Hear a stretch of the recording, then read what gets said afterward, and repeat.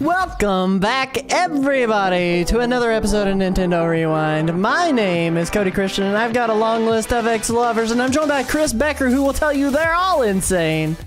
Christopher, I hope you had a good week. This week, we're going to be rewinding and recapping last week for Nintendo, talking about that Indie World Showcase that just happened. That was probably better than the Partner Showcase in most every way, because I just got way more excited about the games.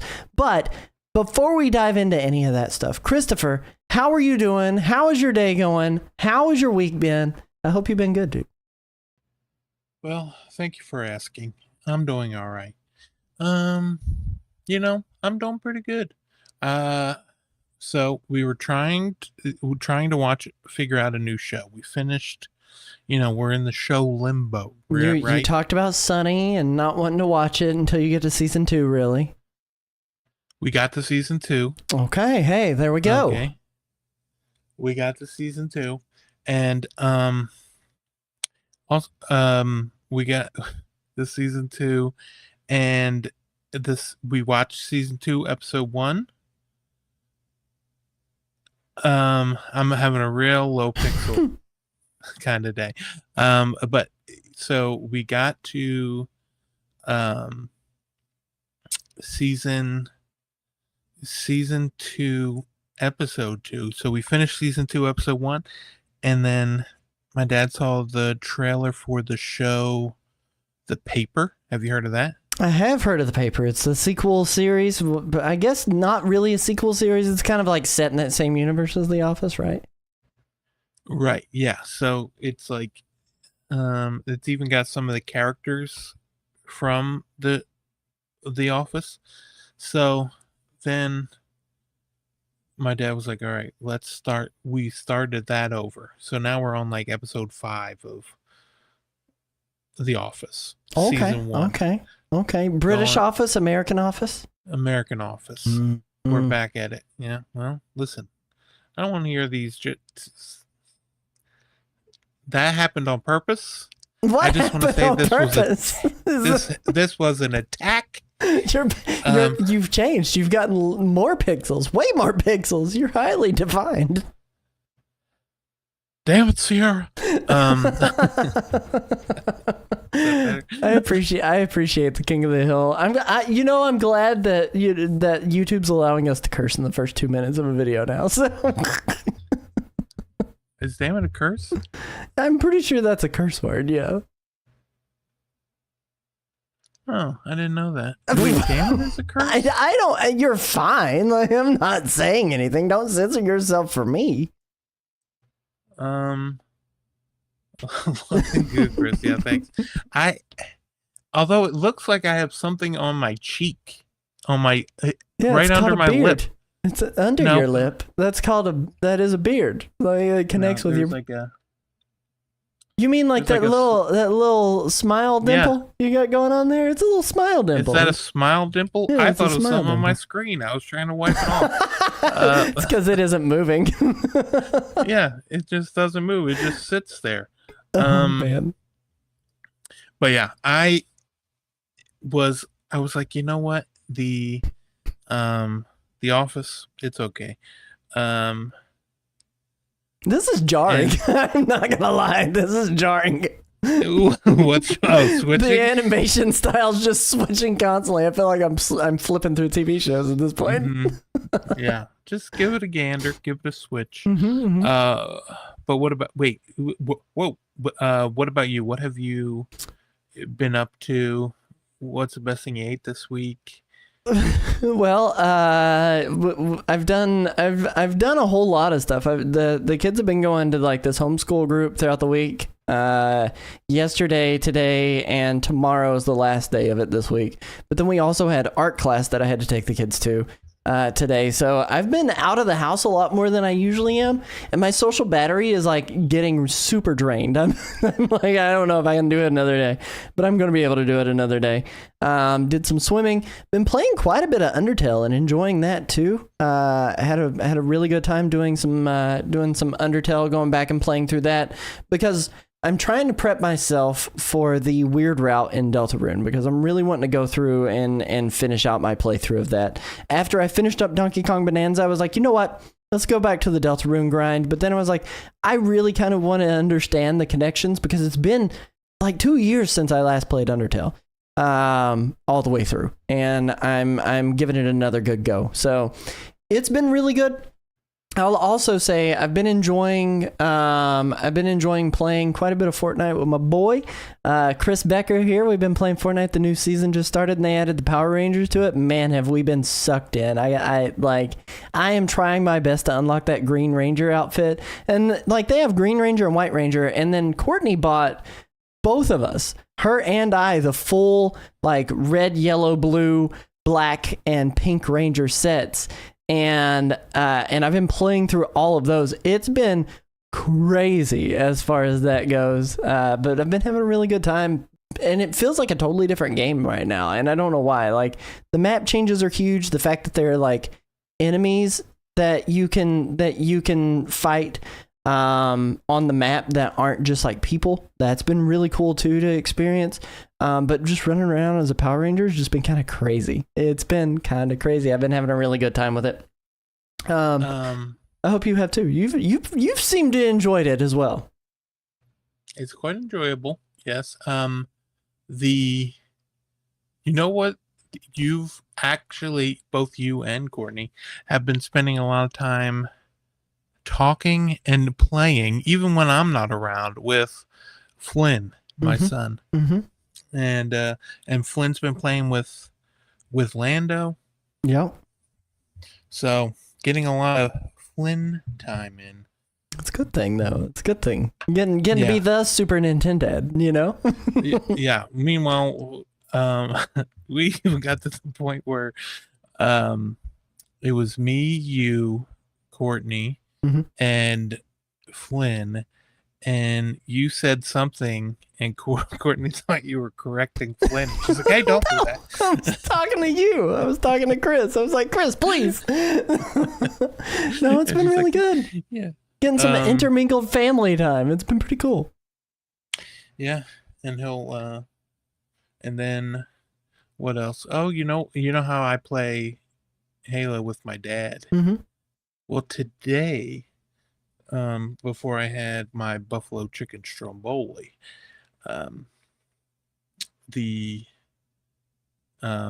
it was me, my dad, and Flynn.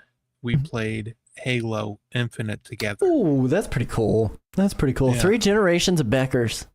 Yeah. And then Flynn was asked, because I was playing with Flynn before we started the podcast, and he was like, "Is grandfather available to play?" And I said, "Flynn, it's after 8 o'clock at night. You think grandfather hasn't been asleep for an hour and a half?" and yeah, so he was like, "Yeah, good point." And so we just played, the two of us. But yeah, hold on a second. Wait, is there, whose side are you on? You're taking your sister's side? I just picked a side. Like I guess I picked a side. I don't know. I've been watching a lot of King of the Hill too. I realized I never even talked about what my best thing I ate this week was, and I guess let's see. I made cheeseburgers on the grill, but I ran out of propane. Speaking of propane and propane accessories, I ran out of propane, so it ended up burning out for part of. I had the burgers mostly cooked, so I just kind of let them sit for a little bit longer in the ambient heat and finish up cooking. So they didn't come off the grill completely rare, but I also didn't feel like running down to the gas station to do a propane change out. But it was a really good burger still. Yeah, it was a good burger. I like a good grilled burger, but that's the best thing that I ate this week. And then love to hear it.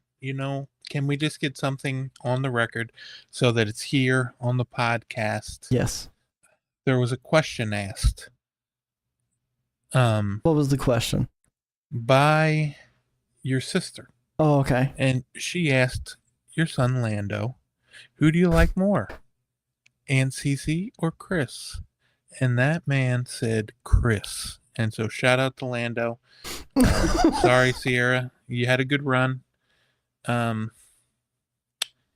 Don't let the door hit you on the way out, okay? Of the favorite room, okay? It's fine. It's fine. 6 eyes in the word fine. You but realize other than that, it's going pretty well. What you're doing right now is, that's exactly what I was about to say. CC Wire in the live chat. He's going to learn his no present lesson. So like you've basically condemned him to not getting anything, but his brother's going to get something when she shows up here. So I will tell him whose fault it is. And you want to know what happened? We'll tell him it's her fault and say this is why she didn't win.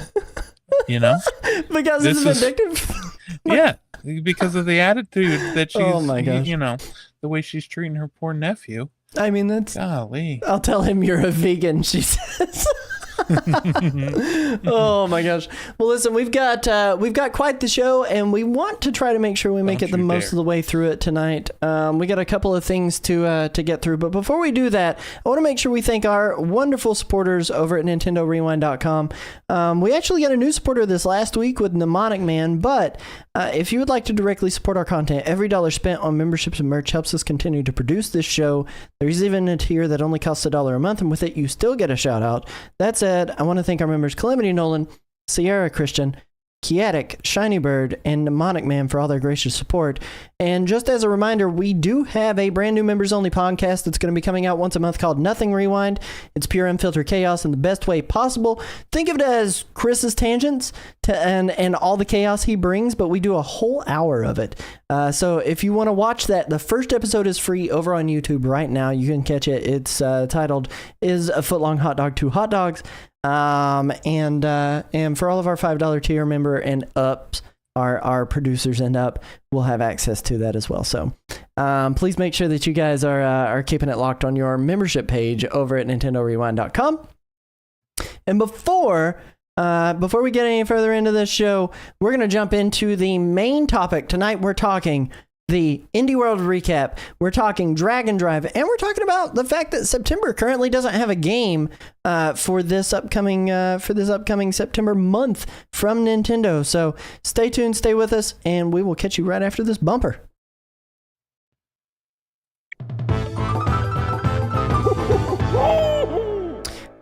Nintendo's Indie World Showcase happened this last week, Chris. We got up early for approximately 15 minutes of indie action that looked really, really cool. Something that was exciting for both of us. Opened up the show. But Chris, general thoughts before we dive into this too deeply. How did you feel about the actual Indie World itself? Before you talk about any of the actual games, like your overall feelings, how'd you feel about it? I thought it was really good. I liked a lot of the games. I'm probably looking forward to 80 or 90% of the games that they had on there. What about you? What'd you think? I also really, really liked it. I came away from that with a much better impression of that direct than the partner showcase the previous week. We kind of talked about it. I think I'm trying to remember if we talked about it right before the actual Indie World or if we talked about it on last week's show, because I can't quite remember. If Nintendo had said, hey, we're doing a partner showcase this week, we're doing an Indie World next week, within the month, you can expect a full-on Nintendo Direct. I think I would have left the partner showcase a lot less upset, right?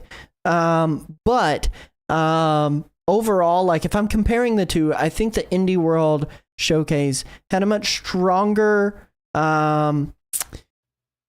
presence than the partner showcase did. And it's not saying that I just don't like AAA games. I do like some AAA games, of course. Like there's a reason they're AAA. A lot of people like AAA games. But these indie games kind of scratched an itch for me in an overall sense that the partner showcase just didn't. There was a lot more variety. There's a lot more experimentation, and there's a lot more stuff that just kind of fits that genre that I'm looking for in terms of video game over everything that was presented in the partner showcase. So. But we wanted to do our highlights, and we picked a couple of things out that we're actually super excited about. If you want to see the full Indie World showcase, you can check that out over on our YouTube channel as well. We were live for what, like 35, 45, maybe an hour. I think we were live for about an hour, 4 actually. hours. Yeah, we were. No, not 4 hours. We were live for about an hour during that showcase. And if you'd like to see every game that was released or that was talked about during that, you can view that over on our YouTube channel. But I'm going to start us off here with my first pick, the thing that I think I was most excited about the entire time that it was going on. And that is a little game from Yacht Club Games called Mina the Hollower. This game got a release date not too long ago. It was confirmed for Steam, coming out October 31st. It hadn't been confirmed for Switch yet, but everybody assumed. I mean, this is coming from Yacht Club, the team behind Shovel Knight, and there are many Shovel Knight games. But this game got me the most excited. It's like an homage to games like Legend of Zelda Oracle of Seasons or Oracle of Ages, the Game Boy Color in general. A little bit of that just top-down experience in a way that we haven't really seen in a long time, at least from Nintendo. We've seen games like this, obviously from other developers, but it's been a little bit since we've gotten something like Echoes of Wisdom, right? But I am so excited for Mina the Hollower, and knowing that it's confirmed for Nintendo Switch, October 31st. Yeah. Put me over the moon. How are you feeling about Mina the Hollower? Is that one that is on your pickup list? I would have to expect so, right? Oh yeah. I played this very demo on Steam during one of the Steam like Next Fests. And the fun thing about this demo is the save carries over to the full game. Right. Very exciting. Although they sent me a press release about it, right? And in that press release, it did say, hey, this is a limited time demo. Yeah. So I don't know if it's going to come down before it comes out or if it's going to come down after it's released. But it is listed as a limited time demo, but still very exciting. And not only that, but both the demo and the full game, you can go into the options and make it 120 FPS. I would recommend, if you are at all interested in this game, like Chris is saying, there is a demo that's available for it. I realized I didn't put that in the document about demos. I said nothing of note in the demos section. And boy, howdy, am I wrong, because I totally forgot that the demo launched day and date that the Indie World Showcase happened. Pre-orders went live, yeah. So you are able to try this game out and see if it is for you. If you are a Nintendo fan, if you are a classic video games fan, if you are a adventure RPG Legend of Zelda fan, like, this game will be for you. There's not a doubt in my mind that this game will be for you. So Go try the demo though, because like what Chris is saying, the save data carries over to the full release whenever it's out. So you're not losing out by playing the demo. You're actually just getting to experience the game early. And the demo is on Switch and Switch 2. So you can play it anywhere you want. Absolutely. Chris, do you want to talk about your next game that you had highlighted off of here? You know what? I'd love to. The Well Dweller. Okay. Did you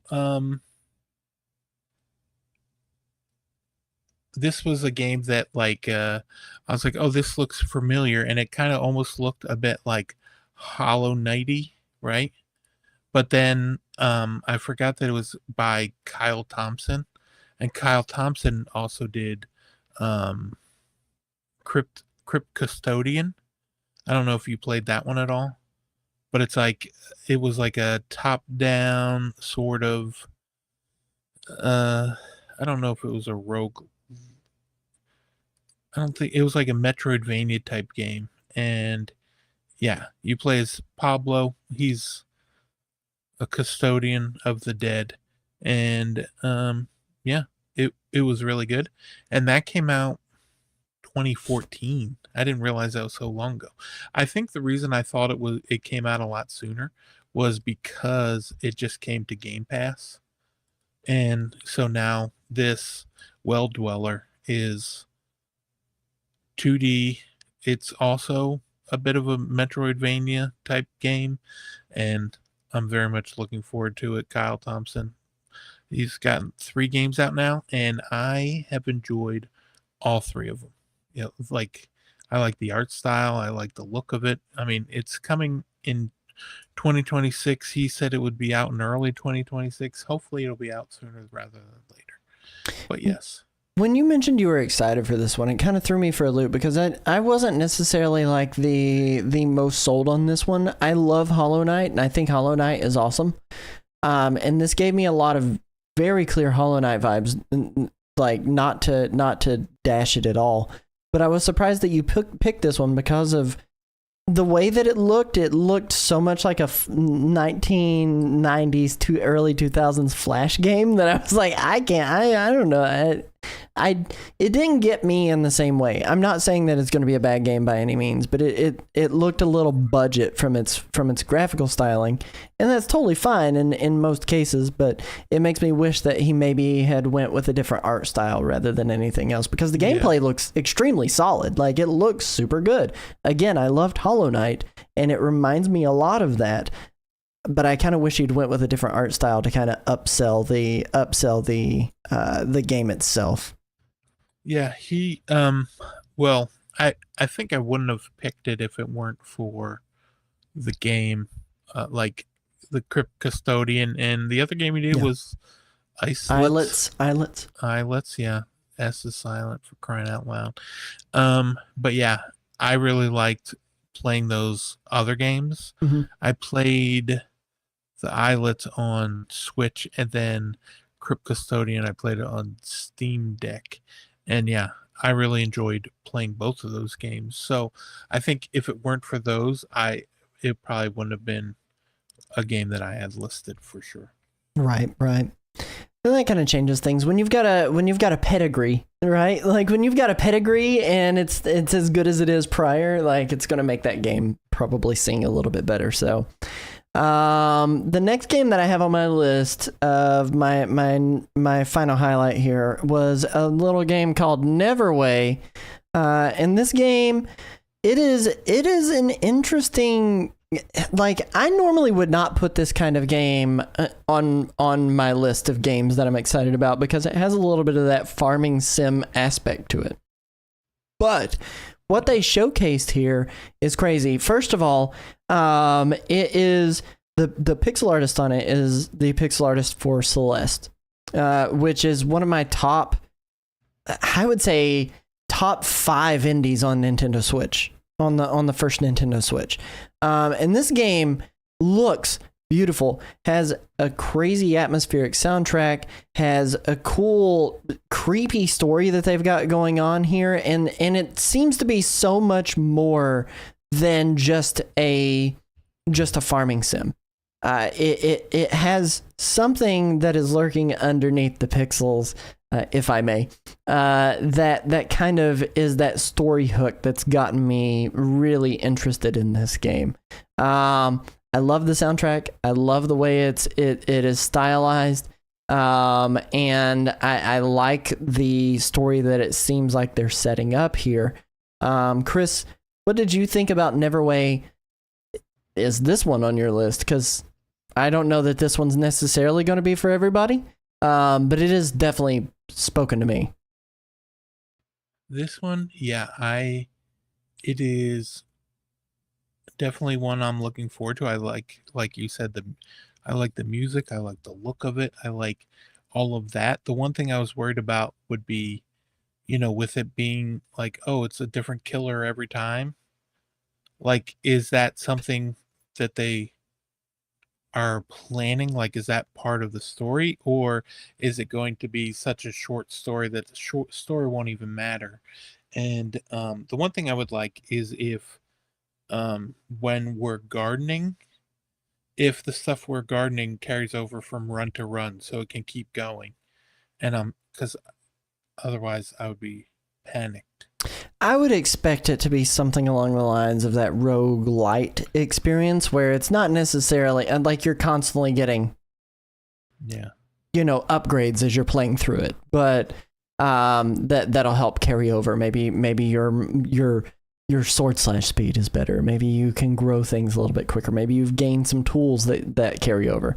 There's nothing really like all that obvious on that. This one's coming out in 2026, so they still have some time to really put some final details out there and talk about it. But I'm honestly uncertain in terms of that, like what to expect with it. But I'm with you. That's one of the reasons why like Stardew Valley doesn't click for me, is that like that time frame of, oh, I need to repair the marketplace before blah blah blah happens. Like I need to make sure that I've built up these relationships before the Spring Harvest Festival or whatever. Like I can't do those games because of the timer most of the time, because they're not cozy for me at that point. I have a job to do now. But that's where I'm at. That's where I'm at. Yeah. Yeah, I'm definitely looking forward to it. It's another one of those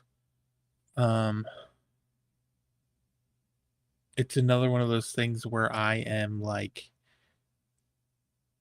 eager. Like it's not until 2026 and I can't wait for it, but Right. it's one of those things where it's like, well, we'll get it eventually. It'll be a while before we get it, but I'm still looking forward to it for sure. Yeah, that one ranks high on my list. Chris, you wanna do your final pick, and then we've got an honorable mention that we agreed to together. Is this seat taken? I'll tell you what. Is this seat taken? That is a game. I mean, it can be. I mean, there's a lot of seats that aren't taken. There's a lot of seats that need to be taken. It's basically like a game where, like, they start off like at a bus stop and then go to like a movie theater. There's concerts. There's all sorts of different locations, and it's like a movie theaters, and it's like people are like, oh, I want to sit. I can't see very far, so I got to sit in the front. And then the person that's sitting in the front is like, oh, but I don't like to sit near to anyone that smells. And then there can be someone that doesn't smell. And so you got to like, you got to put them near people that don't mind if someone smells. It's funny. But I really like the art style and the look of the game. And this is a game, I've been playing it quite a bit. Yeah, is this seat taken? It kind of reminds me of like Wilmot Works It Out, where it's like a real laid back puzzle game that you can kind of just take your time with. Each person, each little shape wants to sit next to somebody. One might be like the child of one of the other shapes, and they're like, I want to sit with my parent. And then the other one's like, oh, I want to one of them, like if you're at the movie theater, might be like, I want to steal popcorn, so you got to let them sit next to somebody that has popcorn and they'll just steal popcorn. And yeah, it's a lot of fun. It's a game that I am enjoying and definitely think it's worth picking up. $9.99. It's one of the games that was out now during the showcase. You played quite a lot of that one on launch day via Steam, so I wasn't, or maybe it was the next day. I can't quite remember, but it was pretty close to the announcement of that game coming out on Nintendo Switch. Yeah, so I think it might have been the next day. Game looks cool. It looks good. I like puzzle games quite a lot. At the same time, they're games that I usually put on the back burner for other things. But that is one that, if I end up getting the time, it gave me such Snipperclips vibes from it. I thought it was the developer of Snipperclips at first, because the way the faces look very similar to the Snipperclips faces on the shapes that you play as. I was like, oh, that's like Snipperclips. But at the same time, it is very different from Snipperclips. Still a puzzle game, but one of those where you're kind of managing people's anxieties. So, maybe it'll make you better at selecting seats on public transit for yourself, Yeah, that's true. Maybe. The final game, and I say final, I'm putting it in air quotes because I think Chris has probably got a different opinion on this rather than it being the final game that we talk about. But the final game I wanted to put into here was a game that I think should have had more said about it during the showcase than it did. And it's a game called UFO 50. For those who don't know, it is a anthology of 50 games from a fictional game developer called UFO Soft. They put together this anthology of video games that they developed over time that are very reminiscent of the Amiga and the NES, all the way up through like the years over. Some games have sequels, some games don't. Some of them have sequels that aren't as good as the first one, and then they come out with another game that's in that same vein that is better than the second one, that they go back to some of the original mechanics for in the first one. This game is so different, so strange, and it got thrown into a sizzle reel, was available the day and date of the indie world. And I got genuinely excited about that game coming to Nintendo Switch. I haven't personally played it. I hadn't personally played it because I was holding out, hoping for a Nintendo Switch version of it to come. And whenever it got announced the other day, I was over the moon. That game, like, they did not put the respect on that game's name that they should have. There is so much that is going on in there, and some of the games, I mean, they're not just like little mini games. Like you would expect, like, oh, this is a collection of 50 games. This is going to be, no. Some of them are legit 20, 30, 40-hour experiences.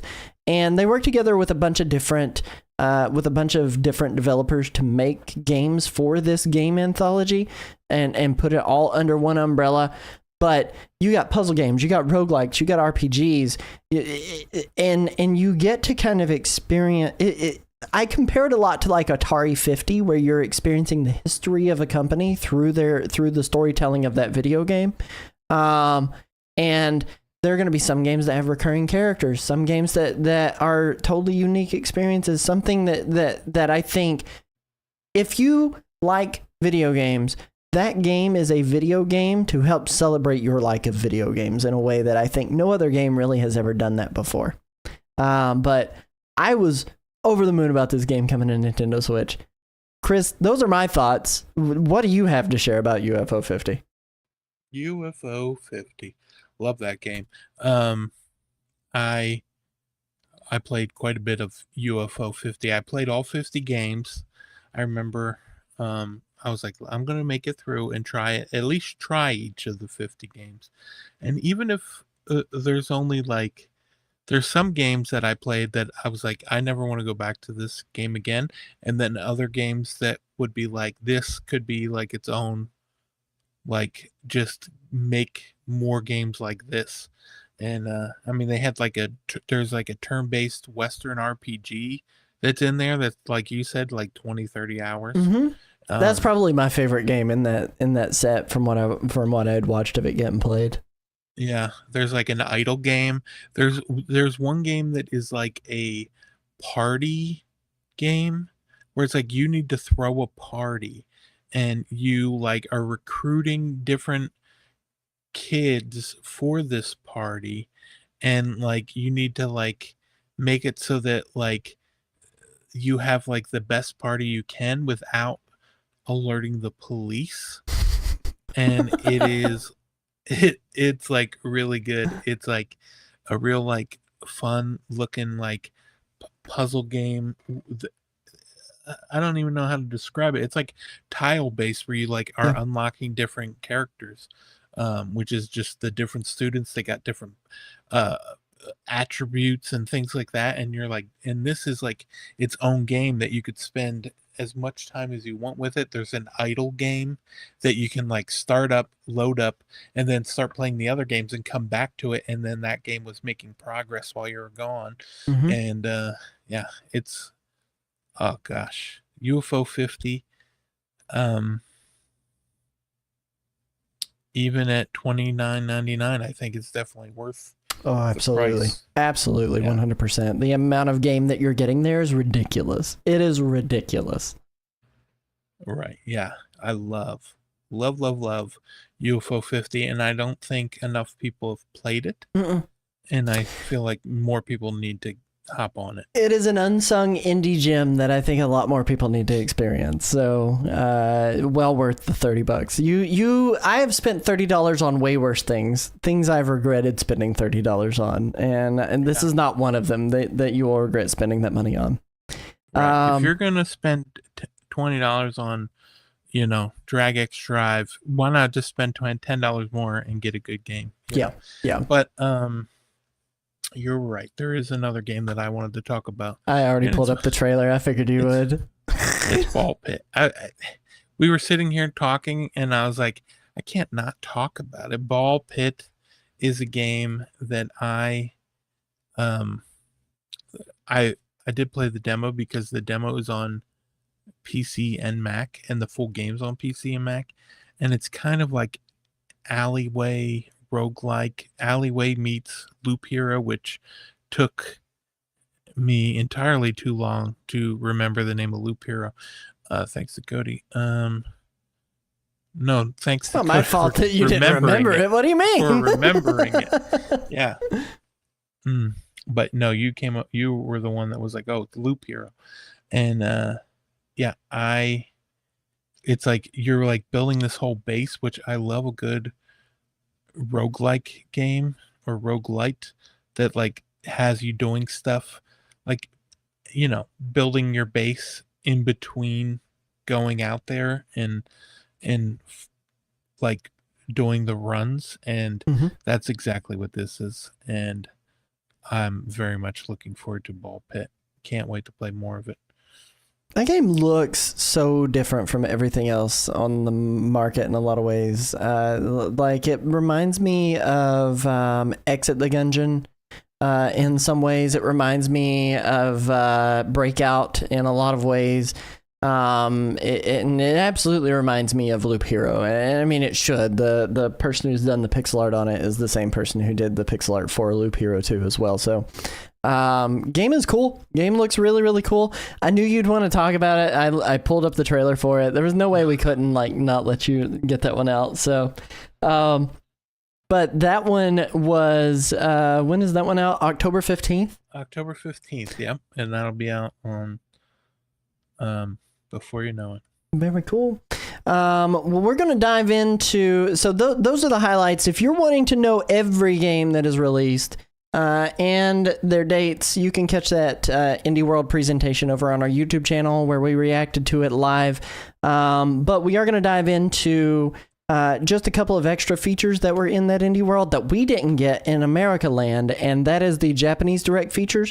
There were 5 games that got shown off in the Indie World in Japan. There's a likelihood that some of these aren't going to come to America, but I think a lot of these probably will.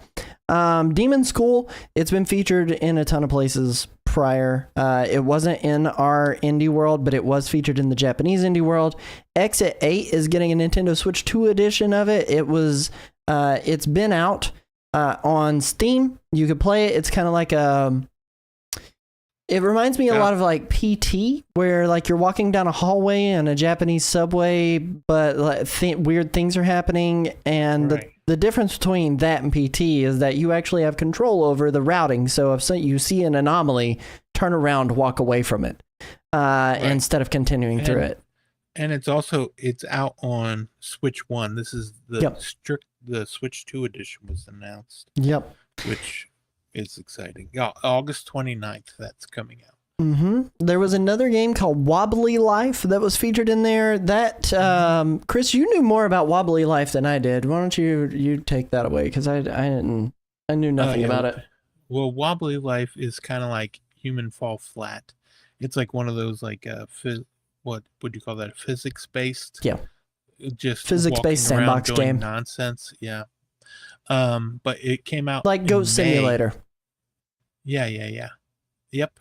But yeah, Human Fall Flat, very popular in Japan. It was like for a few years now, it's been in the top 30 like all the time. It's like in Japan, it's kind of like how in America on the US um eShop, um Stardew Valley is always in there. I believe Stardew Valley is also in the Japanese eShop, but it's like Human Fall Flat is one of the top games always in the digital only eShop like all the time. So, in terms of the best sellers, so the fact that Wobbly Life is finally coming to the Japanese eShop makes a lot of sense.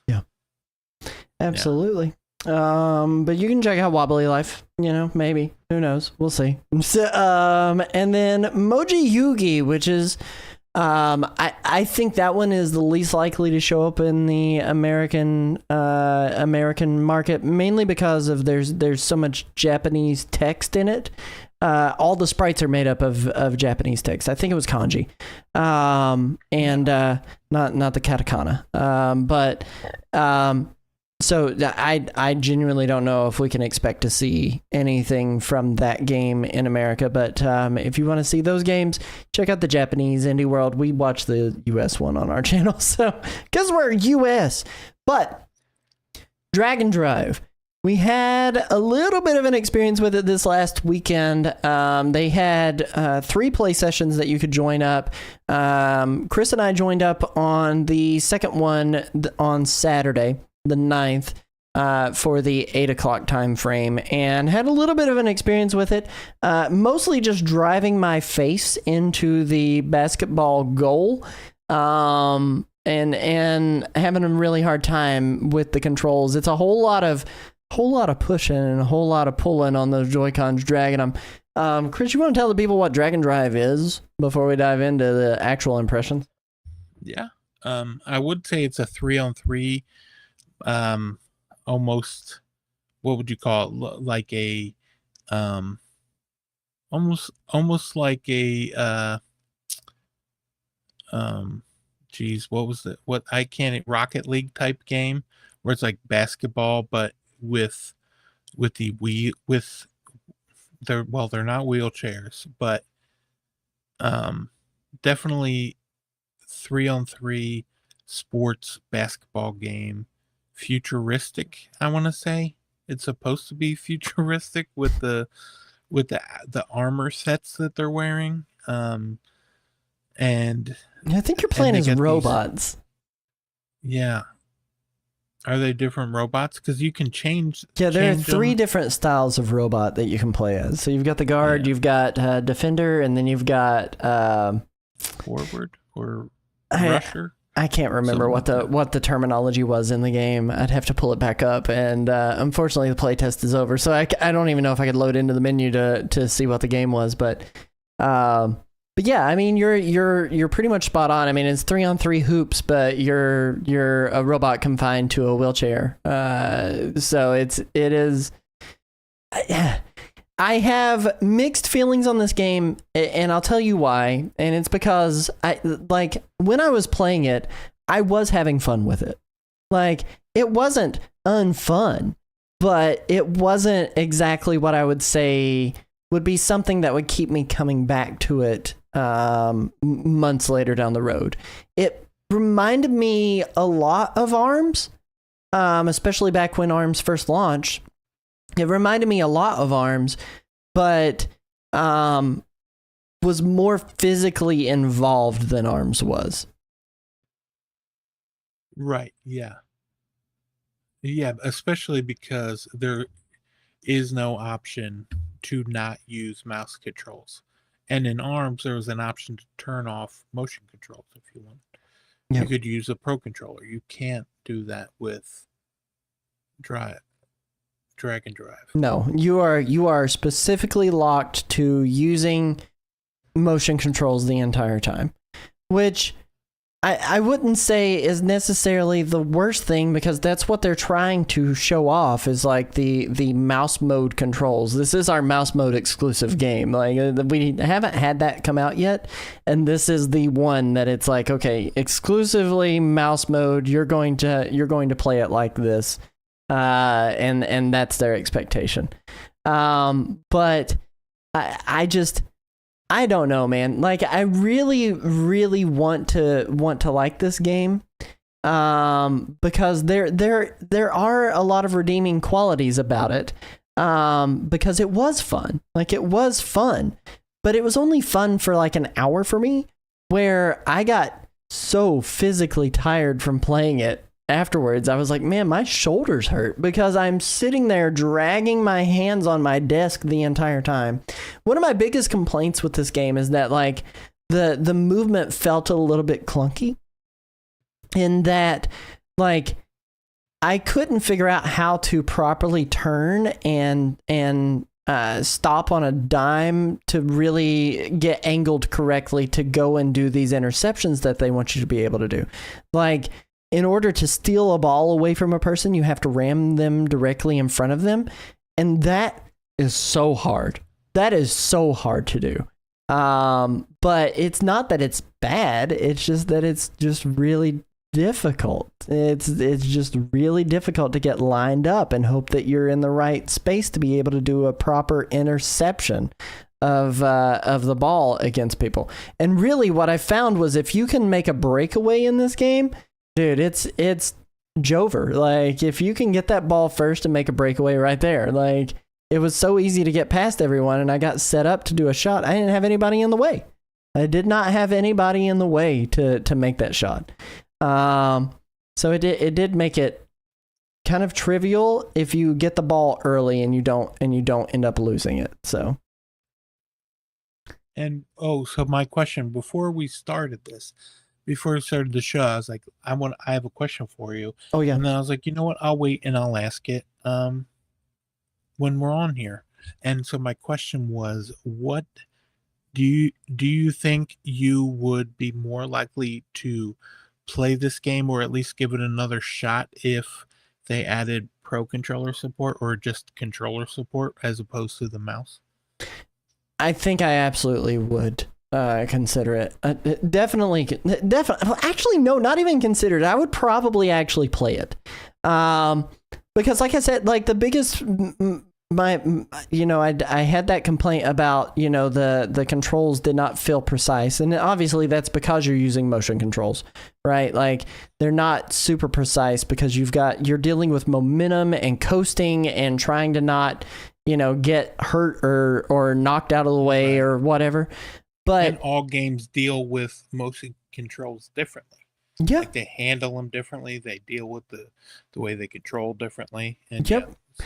So I think if they did add a pro controller option, I would definitely be more inclined to try this game out and at a more extended look. Mainly because, like I said, like, I don't want my shoulders to hurt after I'm done playing a video game. Like, I kind of just want to relax. And this game was the opposite of relaxing in nearly every way. And it's not that it's a bad game. Don't read too much into that. It's not that it's a bad game. It's just it is a difficult game to just kind of relax with. Right, exactly. Yeah, because you gotta make room. It's kind of like, if even like going through and playing, like, even whenever we would do bowling, like when my family got together and played Wii bowling when it first came out, it wasn't something that was like, oh, let's play it. It's like, all right, let's play it. And then we like clear stuff out of the way. And then with this, it's like, let me make sure I'm at a spot where I can use the desk, right, to use the controls. Well, that's the other thing is, like, they say, like, you can use your legs. You can rub the mice on your legs, the mouse modes, the Joy-Cons. I can't even think of what it should be called, but the Joy-Cons on your legs to be able to play it. And yeah, while you can do that, that's not necessarily the way I want to play it, and I don't feel like it would be as effective playing it like that. But on top of that, like, I would have to come down to my desk. I would effectively have to come down to my desk every time I want to play that. And I have found myself, mainly because I do have the lack of the lack of a secondary dock, I've found myself mostly playing handheld mode with this generation of Switch. because I'm trying to play with my kiddos around and maybe let them play some things here and there and do 2-player stuff with them. And them having to come into my office to sit down at my desk just to play a ding dang video game is like the last thing I really want to do. So, I don't know. Like, mixed opinion on this game. I think it's good. And I think if you buy it and you're really looking forward to it, you're going to have a really good time with it. I would say it's probably like a solid 6, 7 in terms of score out of 10. But at the same time, it's not that it's not a bad game. There's just like, it's just one of those things where I would rather twiddle my thumbs on a video game than have to go mouse mode the whole time. Right, yeah. It's definitely not something for everyone, for sure. Yep. But those are my thoughts on Dragon Drive. Again, that was just the global jam. You can't judge the game on its full release, obviously, because it's not out just yet. It does come out this Thursday, so and there's not another demo period. I think, honestly, this game would benefit from having a demo on the eShop, at least like the tutorial demo. Like the tutorial section where it taught me the controls and how to do things and gave me kind of free reign of the arena to roll around in. I think if they put that up as like a timed, 15-20 minute demo to experience, I think that would be a really good thing to let people experience it without having to sign in at a specific time frame to be able to play.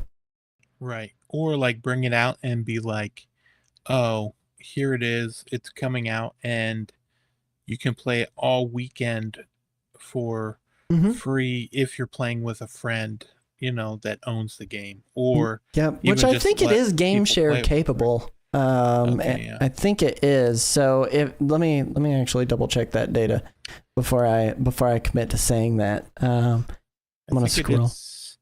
I think I did see John Ebo complaining that they don't have, like, you can't get you and your 3 friends and then just go and just search for a match. Actually, it is not game share compatible because it's not split screen or 2 players on one console. Yeah. But yeah, he was saying you can't get you and 3 friends search for a match against another. No, yeah, you have to set up a park specifically for your friends, and then you play against your friends. Right. That's another one of my big complaints from like Mario Kart World, for instance, is that like I feel like oftentimes like they're not allowing me to play with my friends online. It was literally just only my friends, and that was it. It took them 3 Splatoons to get it even better than. Yeah. Because remember before, you would just, one person starts and then all your friends start joining. Yep. And then they're just waiting for everyone else to drop out, and then you and your friends are all playing together that way. Mm-hmm. But that's a fair complaint. John Ebo, if you're watching this, you're not, but you should be, and you should come on the show and talk about your opinions on that, because I'm with you. Oh man, John Ebo, please. Shout out to him. But those are our thoughts on Dragon Drive. Check it out this Thursday, full release. And if you'd like to see more gameplay and see if that game is for you, we have full video of that over on the channel as well, like an hour and a half of gameplay on it. So go check that out. Yeah. We're gonna dive into the last topic for the main section of the show, and that is, what is the September game from Nintendo? We currently have 4 games we know about. Chris, what are those 4 games we know about? Oh, gosh, you know what? Daemon X Machina. Mm-hmm. We've got Chronos: The New Dawn, which is a game you said you would enjoy it if it weren't so dang scary looking. Yes. I will watch other people play it and be totally stoked. EA Sports FC 26 and Final Fantasy Tactics. What is it? I think it's Chronicles. Yeah, I think it was Ivalice. I always pronounced it Ivalice, but then it wasn't that when they read it during the showcase. When they read it, yeah. Yeah, we have those 4 games that are coming out in September, and to two of those I'm really stoked for. Like I said, Final Fantasy Tactics, the Ivalice Chronicles are like, it is the game for me. Like, I love Final Fantasy Tactics. And Chronos the New Dawn looks freaking awesome. But again, super scary, and I don't know. I'm a big scary crybaby boy. And can't bring myself to play that. Daemon X Machina is kind of like that C tier, like, that looks cool, but I don't know if I'm going to necessarily jump into it. And then the one that I'm definitely not going to be jumping into, going the wrong way, Football Club 26. So, not interested in that game in the slightest. But I know it's going to be popular. It's basically FIFA, Look, I'm sorry. But although there's a lot of controversy around it, Yeah, there's always controversy around an EA game.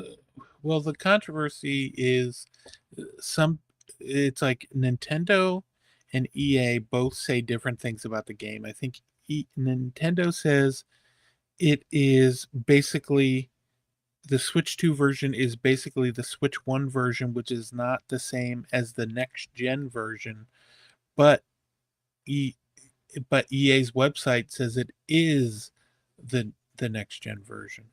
So it's it's one of those things we'll know when it comes out, It's game sharing, game chat compatible, so you got that to look forward to.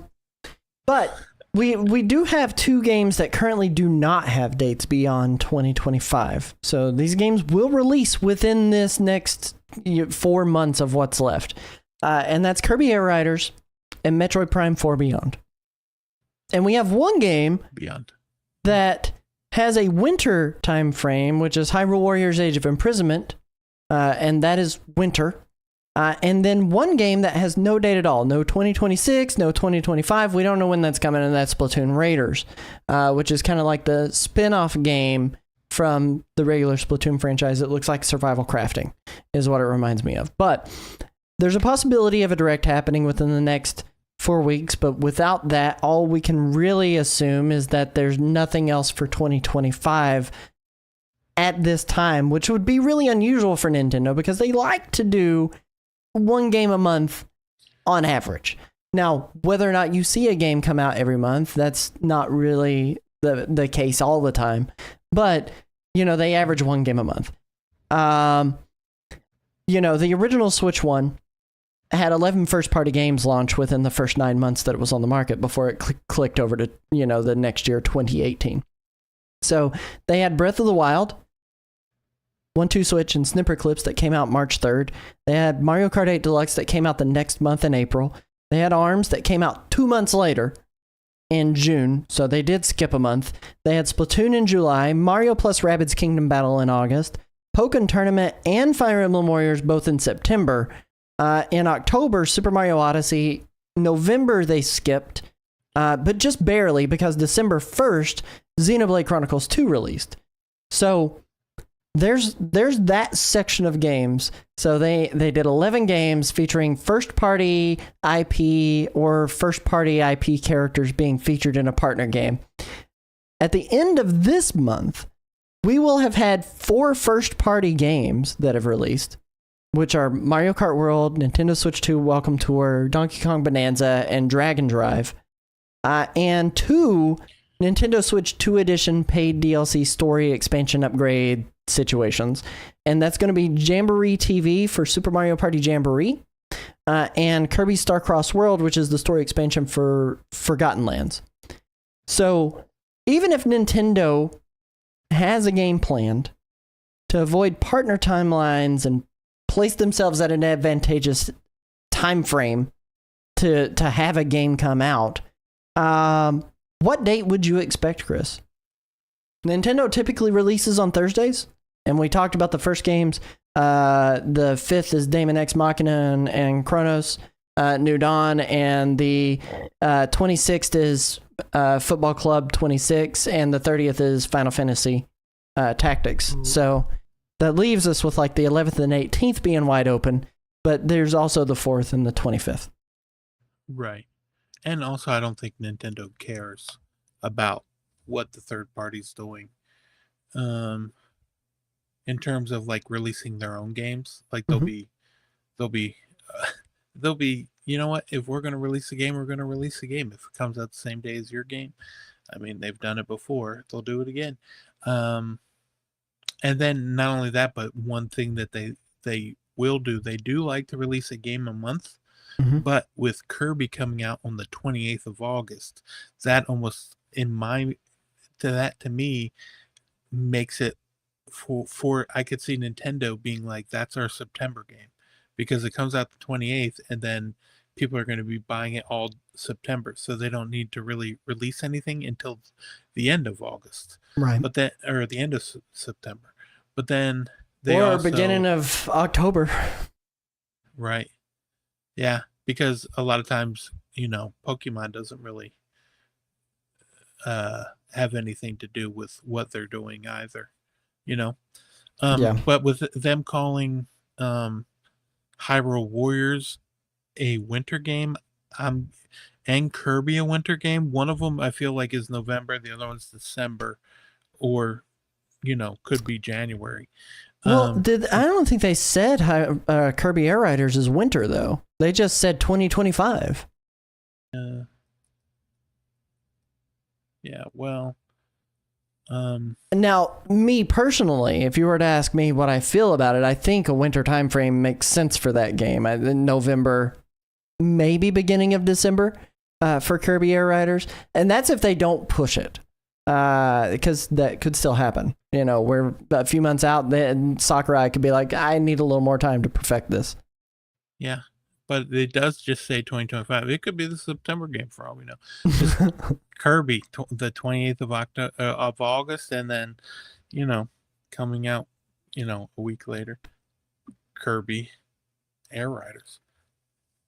That'd be But I don't great. think, unless it's like a digital only game, I don't see Nintendo releasing a game that they haven't announced, 5 weeks, 6 weeks out. It just doesn't seem like something very Nintendo like, unless they shadow drop it and then the physical version comes later.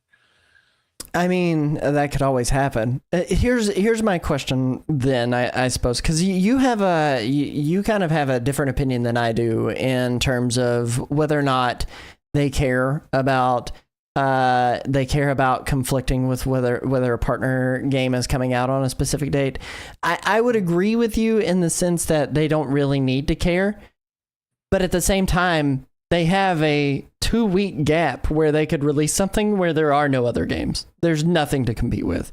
So I think it would be dumb of them to release on, let's say, the 4th, because like I said, then they've got Daemon X Machina and Chronos New Dawn that's out that time frame, and they still make money off of those games when they're bought on their marketplace. Like there's a Nintendo Switch tax for a reason. So I don't think they want to detract from the money that can be made off of those games. So if they give those games the breathing room to be purchased and then release their own game within that, 11th, 18th time frame, they'll be able to make even more money, right? Also, we didn't list one of the games coming out. What is it? It is a game called Star Wars Outlaws Gold Edition, coming out September 4th. I did miss that one. So yeah, the 4th then. I missed that one whenever I was doing scripting for the show. So yeah, Star Wars Outlaws, September 4th. It didn't have a Nintendo store page. That's why I missed it. They don't have it on the eShop just yet. So it's not available for pre-order or anything. But you're right. So Star Wars Outlaws on the 4th, which would be another reason why they probably wouldn't release on the 4th if they were to put anything out. You have a little bit of a negative Nancy vibe about it, though. You're saying like that Nintendo wouldn't release anything within 5-6 weeks that they haven't announced, and here's my hope is that they do, but only because they don't have anything but those 3 games listed without dates expected this year, and we have not even expected this year, 2 games expected this year. 4 months to fill. So does that mean we're going to have this really dry period of a beginning first, 6 months of the Nintendo Switch too? not having anything from Nintendo to play on it. And that's not saying there aren't experiences to be had. We just talked about the Indie World Showcase having spectacularly awesome looking games, but I really am hopeful that we see something from Nintendo themselves. Right. Yeah. I mean, we do have the 40th anniversary of Mario, so they could release something and announce it and release it. Because didn't they do that with that Mario 3D? They did. 3D All Stars, I think, was shadow like dropped. 5 or 6 wasn't it? weeks, or it was like 2 weeks later. How long from announcement to release of 3D All Stars? Let's do a quick Google. So they announced it September 3rd and it was released on September 18th. So there was a 2-week gap between announcement. Yeah. Which, I mean, we are coming up on a September possible direct. Maybe it's Mario specific. Maybe they will celebrate the 40th. I'm not optimistic. I'm really not. Like they usually do it on the 5s, not on the solid 10s. But everybody else seems to be pretty optimistic about it. And if I'm wrong, I will gladly eat crow because I love Mario and I really want more stuff. Right, yeah. But I was just looking at Donkey Kong Bonanza came out on the 17th and Shadow Labyrinth came out on the 18th, right? On the Switch too. And then that Jamboree TV came out, and then the next day Wild Hearts S came out. So I don't think, and also that AI game, what is it? No Sleep AI. No Sleep for Konami date. Yes. Konami Date. But yeah, so like Nintendo is going to release their games when they release them, and if third parties are coming out the next day or 2 days before, then that's when they come out. I think there's no reason for them to compete with it when they have that 2-week time frame with nothing coming out for Switch 2. But then again, I feel like Nintendo usually picks their dates, months in advance. Yeah.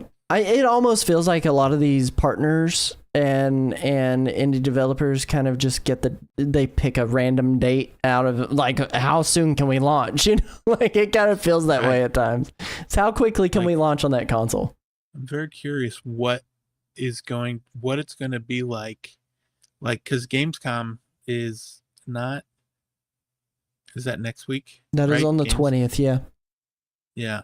So Gamescom is next week, and opening night live is the 19th. And if you got Elden Ring, Final Fantasy VII, there's like so many games that could potentially get dates at Gamescom. But then you got to fill those in for the rest of the year too. And then I'm just curious to see where it all ends up. And yeah, I guess Nintendo will, because when Switch came out, I'm trying to think of how many, they went a long time. Didn't they like a year or more before they missed a month? Like I don't think they missed. No, that first year they missed 2 months. So that first year they missed May and they missed November. Okay. And if you go back and look, I wouldn't be surprised if they came out with a game at the end of October and the end of April, and they counted those as the May. They did. Mario Kart 8 Deluxe November was on the game. 28th of April, and Super Mario Odyssey was on the 27th of October. Okay, yeah. Yep. Okay. So that makes sense. So yeah. But I mean, it's one of those things where it's like, okay, so let's say that Mario Kart 8 Deluxe was considered the May game. Well, what was your April game at that point then? Because you didn't have anything in between the 3rd all the way to the 28th of April, the 3rd of March all the way to the 28th of April. Yeah. So Well, you had Zelda. That's that's neither here nor there. At that point, it's like, well, then Zelda is your March and your April game, and Mario Kart 8 Deluxe is considered your May game? Exactly. You got to give it breathing room. Over 100% of people bought that game. That is true. That is true. Over 100% did. And then Mario Kart 8 Deluxe, 100% of people did too. But no, I tend to believe that Nintendo will have something. And that's just me saying I believe that. That's just my feelings. That's not me starting a fake leak. It's not. I have no source. I'm not told anything. No, I have no source. I know nothing. Let me email a tip to Nintendo everything. Hold on. Oh man, but I want to believe that there will be something that hasn't been announced, that will be or has been announced but not really talked about, and that's Splatoon Raiders. And that's where I land on it. Is like I think Splatoon Raiders could be that September game, if there is one. Now, and I can see that being a like digital first game, where it's like this is like, especially if it is like sort of like a survival type game and not really as big as, you know, Splatoon 3 or multiplayer. Like if it's just like an experimental thing that they wanted to try out, like I could see it being that. That's just kind of where I land with it. Is I think if there is a game, we're looking at Splatoon Raiders, because it's had a teaser at least. It hasn't had a date or anything. No year, no nothing. We don't really know what it's like. We saw like minimal gameplay. What you're doing. Yeah, minimal gameplay. If it's anything, I think it's that. And if it's not that, I don't think we get anything. That's kind of where I land with it. That's my conclusion, is that September remains empty from Nintendo, and then we see Metroid Prime 4 and October, and then in November we get Kirby Air Riders. In December they skip it because it's too late to launch a game unless it's Smash Bros in December to be able to capitalize on the Christmas holiday. So or just throw Hyrule Warriors out there. That could always happen. You know, Hyrule Warriors Age of Imprisonment, which could happen. I believe that could happen. They did say winter, but sometimes when they say winter, the winter is not always in November or December. Like, it could be January, February. So I don't know. That's kind of my thought process. Where are you at with it, Chris? If something does release, what game is it? Or is it a game that we haven't heard of? And do you actually believe we're going to get something? Do I think I'm with you that if we are going to get something, it'll be like a smaller game or like a digital game. I mean, I'm sure it'll come to, like, if it were to Kirby or if it was Splatoon Raiders, I think that would also come physically, but I could see it being like digital first. I think I'm going to say we're not getting anything in September from Nintendo. That's what I'm going with. Sad times, USA. Well, listen, we're here to give you the doom and the gloom forecast. No, nothing's coming out on Nintendo Switch 2 for September. There'll still be plenty of games, like we just named 5 of them that are definitely coming in September from other partners. Yeah. I think just us as Nintendo fans, we do want to see something coming from Nintendo. We haven't had that many Nintendo announcements talked about. It's been a little bit of a dry spell for Nintendo because I had Donkey Kong Bonanza to look forward to, and now I'm counting down the days to Metroid Prime 4. Everything else can kind of go on the back burner, it's just kind of where I'm at with it. But let us know what you think. If you think there is a game that is coming out to Nintendo Switch 2 in September, let us know what game you think it is or what game you're hoping for. And if you don't think it's coming, just leave a like on the video. And so I challenge you to leave a like on the video. That being said, we're going to go into the fast forward segment of the episode. This is the new games that you need to be aware of that are coming out this week for Nintendo Switch 1 and Nintendo Switch 2, as hosted by Chris Becker. We'll catch you right after this. What's the first game on the list, Christopher? Ba-da-ba-ba-da-bum. I have no idea. Do you have the document open? I'll lead us in. The first game on this list is a little ditty from Famicom Detective Club developers Iwakara Aria. This game launches on the 14th for $39.99, but currently, if you pre-order it right now, you can get it for $35.99. The tagline here: a dark summer full of love and secrets. It is going to be one of those narrative adventure romance games with a little bit of a thriller-esque kind of storyline that they're throwing on here. I really like the artwork for this cover art. Very intrigued, very excited to see what this game is all about and how it all plays. But if you don't like anime, I don't know if this game is necessarily going to be for you, but it's really pretty what they have shown off here in this original opening trailer. You loved Famicom Detective Club, Chris. So how are you feeling about this game? The Emio, the Smiling Man. That's what? It. I don't. Emio the Smiling Man and Famicom Detective Club.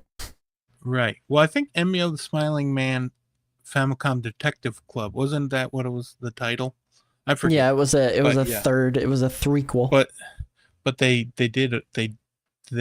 worked on all three of them. But yeah, this is a game that I was like, I really like the way it looks, like the look of the game. And I really like the story from Emio the Smiling Man, to the point where even if I don't end up playing this, I might end up like watching someone else play it. Just so I can see if the story is any good.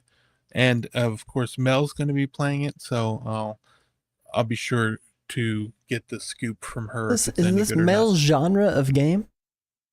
Oh yeah, Mel loves these kind of games like this. And what was that one? You know, she likes those kind of games. Like what was that one with where like everyone dies or gets murdered? 999. Yep, she liked that. I loved that game too. I'm with her. There was the other one where it was like they were all students and like they were getting killed off one by one. There was 3 of them. The nunnery games. No, I'm kidding. That was part of it. It was like a Doki Literature Club? No, it was no. That's a very different experience. I will say that much. Doki Literature Club is in that vein, though. We need to get Mel on the show. We haven't had Mel on the show. She co-hosts Games to Discover with you. So yeah, that's true. But you know what? Danganronpa. That was the name of the game. Oh, the Danganronpa It's kind of similar to that 999 escape room games. Yeah, she really liked those, and she wanted me to play them. And I think I played the first one up to like right before like everything started going down. And she was like, "Why did you stop right as everything was about to just get everything was going down?" But yeah, that ended up happening. But yeah, I am definitely excited about this one. It is $39.99, but right now it's on sale for $35.99. You can get that on sale until it comes out on the 14th, like that morning that it comes out. But you can pre-order it now. There's a demo as well that you can go ahead and check out the demo. And I have to double check, but I think your save carries over from the demo to the full game as well. Very cool. And then next up we got Teenage Mutant Ninja Turtles Tactical Takedown. Golly, say that 8 times fast. But I don't know if did you check this out at all? Like this I did not, because it's been out. I felt like this was a mobile game at one point, but maybe I'm just mixing that up with Splintered Fate. You might be mixing that up with This was a Steam game for sure, but it was by Strange Scaffolding is the developer of this game, and they also did Clickholding. Clickholding, huh? Rat Shaker. Yeah. Did they do Ratchet? I don't. I think they did, but I'm not positive. They did. They did a couple of weird, nuanced games that I would. This is Right. This is such a weird. What turn did the show take? Oh my god! An Airport for Aliens, currently run by dogs. They did that game. I don't know if you saw that one at all, but that's another strange scaffolding game. Good game. But yeah, so this is a game that is kind of like Final Fantasy Tactics like, but you're the Ninja Turtles. And it's like kind of like it's got the area, like the stage that you're in, but it keeps moving to the next part of the level. And so it'll show you like you can't be in this part of the grid is going to disappear after the next turn, so make your moves but make sure you're not standing in this part of the grid, so you have to like keep moving forward while dodging them. And like everything is, they're kind of like the art style, the menus and stuff look like they're like paper cutouts. It looks like And a then tabletop game. the gameplay is all like miniature figures, and they move like that too in the like you might not see it in just the screenshots, but they move around like little figures on a table. And it's really good. It is $19.99, coming out on August 14th, so catch that later this week. It's coming out on the Switch 1, but by golly, you can play it on the Switch 2 if you want. That's not all that's coming out. Also, we're getting Off. That was it. I didn't know what I was going to say with it, but I wish that awkward long pause after we are getting off. That was pretty good. We are getting off. $14.99, August 15th. Off is coming out. This is a game that came out a while ago, didn't it? Years ago, like 20 years ago, it feels like, but probably not quite that long. But in that era, I will say this game is probably one of the most influential like turn-based indie games that have ever came. It was built in RPG Game Maker Studio or whatever that development thing is. And when it originally came out, Toby Fox has stated this is one of his like bigger inspirations for some of the characters that he put into Undertale. Game looks really, really cool. When it originally released, it had a lot of copywritten music, so they've done some things to it with its soundtrack by getting Toby Fox to come and actually do an updated soundtrack for this game. Some of the characters in this inspired characters like Papyrus for Undertale. I cannot shout this game out enough. I'm very excited for this game. I'm hoping that I get a review code for this one. If you're listening, Fangamer, please holla at you, boy. I already put in to try to get a review copy of it. But looks super cool. Has a really cool art style. I cannot sing this game's praises enough. And if you haven't checked it out before and you want to check it out, you can check out the original release. It's actually free. You can play the original release for free. And see what this game is actually all about. But this does have updated graphics and an updated soundtrack on this release of it. So give it a shot, give it a try. Go give it a try, and then maybe throw some money at this developer by actually buying the game. Yeah, maybe $14.99. Give it a go. Next up, Shantae Advance Risky Revolution.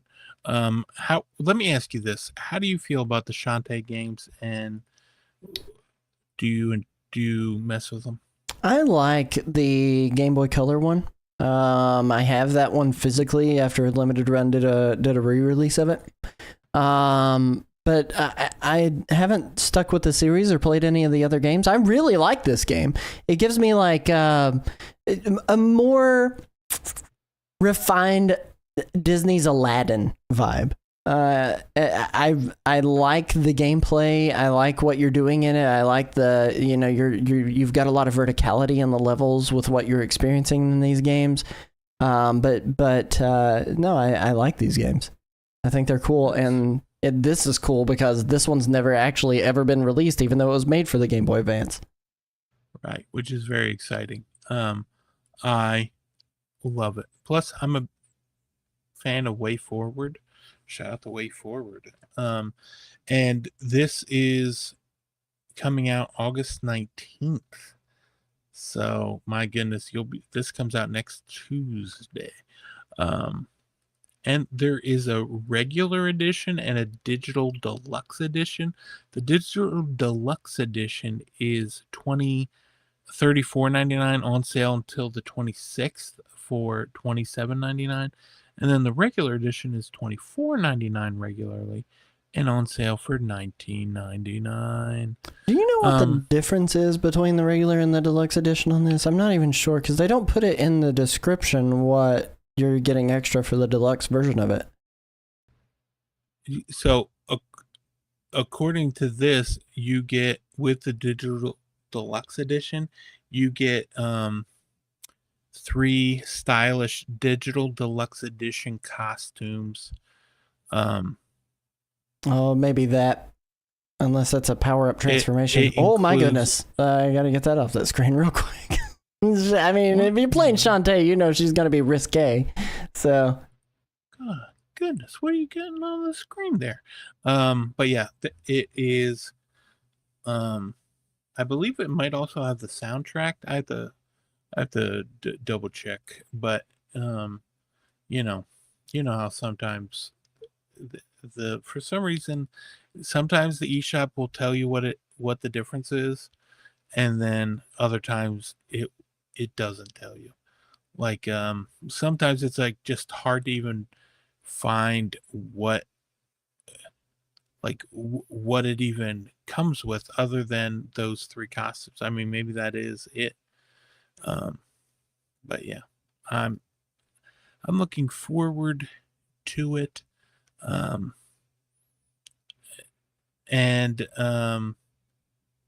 So like what was I gonna say? So if you get the digital deluxe edition, it's like there's you if you let's say you get the standard edition, and later you want the digital deluxe stuff, you know what you got to do? They said you can't. There's never going to be an upgrade pack, so you're going to have to buy. You have to buy the digital deluxe version of it all over again. All over again if you want it. So they said, just so you know, if you think you would ever want those costumes, so if those 3 costumes are worth $10, then go for it. I don't like that. All right, switch 2 games, Chris. I'll tell you what. What is it? Bokura? Is that how you would say it? That's how I would say it. Bokura I don't know if that's Planet, how everybody would say it. Was one of the games that was at the Indie World. It's on Switch and Switch 2. And at the Japanese Indie World. It was on the Japanese Indie World, and it was like an out now thing, but it also came to the US eShop at the same time, which is interesting that they would do that and not just have it here. But it is a puzzle adventure game that must be played with 2 players who communicate and work together to solve puzzles. It takes place in a different setting than Baccarat and has a whole new story with different locations and gimmicks. So I don't know if that is like, if it's like a different game or if it's an anime or what it is. But I think this is a sequel. It's a new title from Tokoro no Yori, creator of Hitoribochi and Hitoribochi Wakusai, Lonely Planet, and Bokura. So indie game dev. So this is like a sequel to the original one, but this has that co-op. You have to play it together experience. The original came out in 2023 on the Switch, and it is on sale right now for $199. So if you want to go ahead play that one, But yeah, this is like definitely 549. It is out now. Go ahead, pick it up if you want. Give it a gander. We talked about Madden last week, but that was like the $99 deluxe edition you got, and now this one here is the which is still a lot, $69.99 regular edition you get now. You can pick it up on the 14th. So if this is what you want to be doing on Thursday, playing Madden football, go ahead, pick it up at August 14th for $69.99. Fly Eagles fly. Fly Eagles fly. Drag and Drive coming out August 14th for $19.99. Okay, let me tell you something about Drag and Drive. It's a game, it's a game you can play. It is $19.99.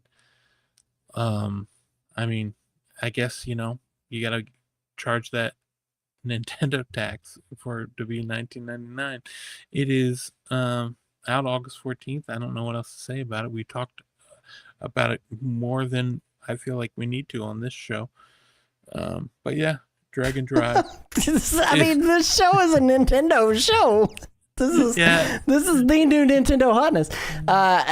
Again, I'm going to reiterate what I said during our impressions section of this episode from playing the Global Jam. If you want to drag your controllers across a desk for hours at a time and you have the stamina to do that, I think you're going to have a good time. The game was fun. Don't allow my negativity surrounding the fact that I just want to twiddle my thumbs instead of dragging my Joy-Cons across the counter impact your opinion on whether or not you should pick this up. This game is fun, but it is one of those things that I think if you're going to spend $20 on a game, with the games that are coming out that we've talked about, off is for sure like at the top of my list. Teenage Mutant Ninja Turtles Tactical Takedown looks super cool. Bokura Planet is a unique experience that you can't have anywhere else right now because of the way that it's played. Like check those games out and then maybe decide whether or not you want to spend your money on this, where this is a very limited experience, at least from what I experienced during the actual Global Jam. It's very repetitive. They're very short games. You're playing against real online, real life people, and sometimes that's not as fun for a lot of people because you got people who get really, really good at the game, and then I end up being really, really bad at it and jamming my face into the goal 15 times in a row. That's all I have to say on it is consider it. If you are into this and you want to try it out, just take inventory of what you're spending your hard-earned cash on. Maybe save your money for Kirby and the Forgotten Lands next week. Who knows? But tell people what you had the most fun doing in that game when the whole time you played. What was the most fun that you did? Most fun thing you did? High-fiving the other players. High-fiving and being able to clap. Yeah, that was the most fun you had playing that game. Oh man! Well, whenever I would get a cool dunk off, like I would feel really good about it. But yeah, no, high fiving is where it's at. The game 10 out of 10 for high fiving. You can high five other people 10 out of 10. Like a trained seal. Jeez, Susie. Jeez. But yeah. Susie stuck around just for that comment. She really did. But no, go check it out if you want to check out a Nintendo game that is coming out this week. But that is it for the fast forward. We're gonna go into the next segment of the show. Before we throw it to the extra Nintendo news section, we have a game show segment. It's called Pixel Minute, or Pixmin for short. What happens in it is Chris has to guess the exact title of a game that released within the last week on a Nintendo console in Nintendo history. He has to guess the exact title, and he has to guess it before the theme song for this segment ends. The earlier he guesses, the more points he gets on the board. And just to let you know, you guys can play it at home too. It's a good time. But Chris, are you ready to try to guess this game? I'm about as ready as I'm gonna be. All right. I'm ready. All right. Well, I'm going to press that button in 3, 2, 1. Let's go. Is it Pixman? Is it F-Zero? Yeah, it is F-Zero with 54 points on the board. F-Zero is a series of racing games published by Nintendo, developed by Nintendo EAD and other third-party companies.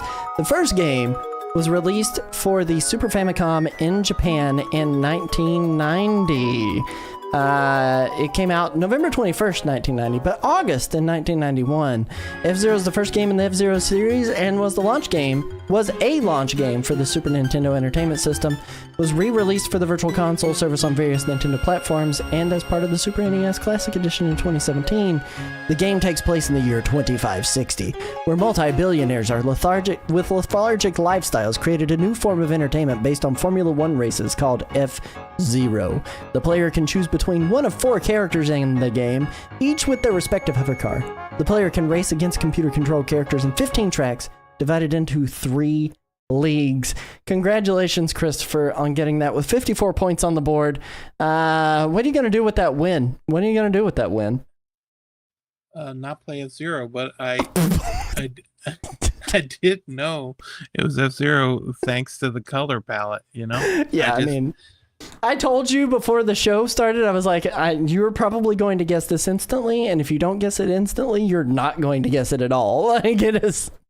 I didn't know any other way for that to happen.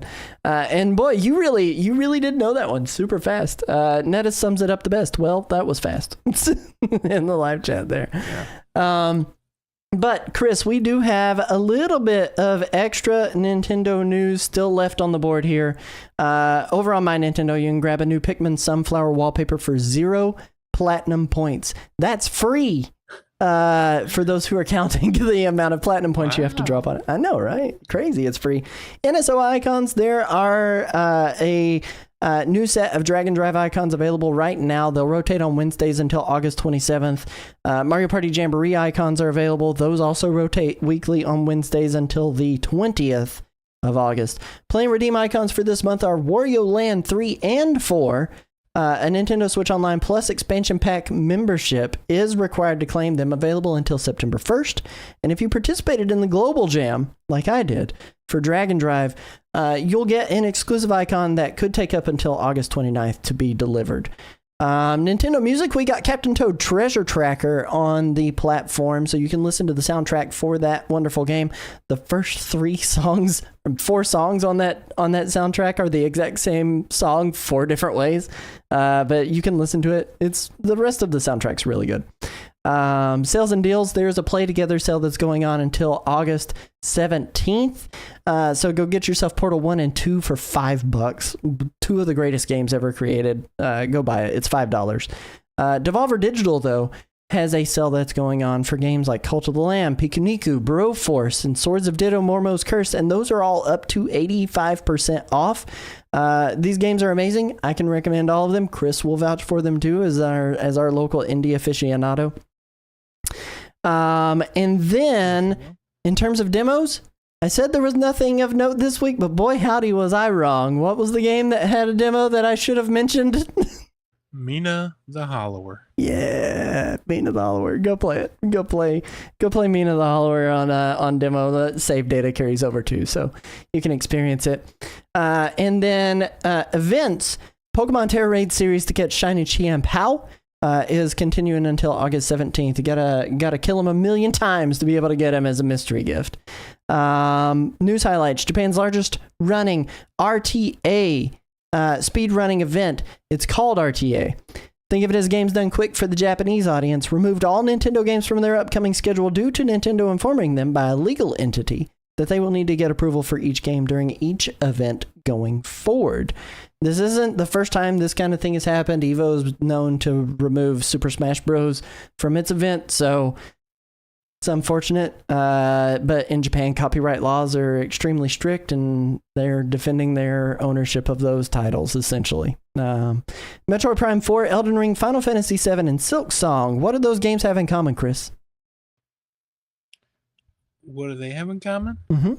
they're all going to be at Gamescom? Heck yes, they are. And we have a video about it over on our YouTube channel. It's a quick 3-minute long video where we talked about the games being out on the show floor. You can try them all and more at Gamescom. Nintendo's launching a new toddlers and baby line of products called My Mario. Plushies, clothing, tableware, a new app, and a stop-motion animated short series are all coming starting this month in Japan. I would say you'll probably be able to watch all of that stuff and import all of that stuff, but there's a high likelihood if it's successful, it'll all come stateside anyway. And then Chibi Robo is coming. We just got this notification on NSO GameCube online on the 21st of August. So if you've been waiting for that next GameCube game to drop with your expansion pass, Chibi Robo is going to be it later on this month. Chris, where can they find you, my good friend? You can just find me over there on the old Linktree/Super Nintendo. Give it a gander. Where can they find you? Nerdwireplays.com. Go see all my social media stuff over there. I post often on Threads, and I go live rarely on Twitch. But you can catch all of our previous videos in video form over at youtube.com/@the_Nintendo_Rewind. Check out all of our links to everything over at NintendoRewind.com. Maybe even consider supporting the show. Remember, you can catch us live every Tuesday night, 9:30 p.m. Eastern Standard Time, right here on Twitch and YouTube. Thank you guys so much for joining us. We love your faces. Remember, please be kind and rewind, and we'll catch you guys on the flip side. Peace. Goodbye. Toodaloo.